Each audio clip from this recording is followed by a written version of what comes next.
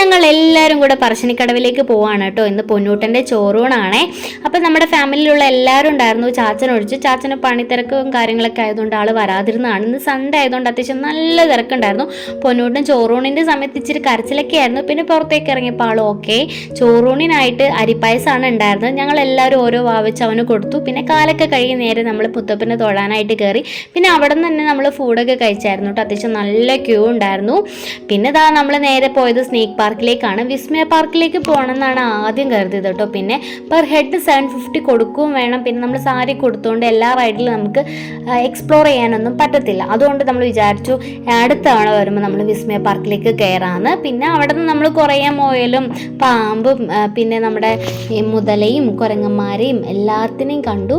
പിന്നെ പിള്ളേർക്ക് കളിക്കാൻ മാത്രം അവിടെ ഒന്നും ഉണ്ടായിരുന്നില്ല കേട്ടോ. നമ്മൾക്ക് ഇങ്ങനെ കാണാൻ കുറച്ചു നേരം നിന്ന് സംസാരിക്കാം എന്നതിൻ്റെ അപ്പുറത്തേക്ക് വേറെ ഒന്നും ഉണ്ടായിരുന്നില്ല.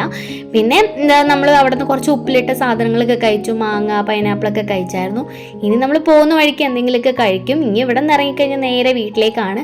അപ്പോൾ ഇന്നത്തെ വീഡിയോ അത്രേ ഉള്ളൂ. Bye bye, see.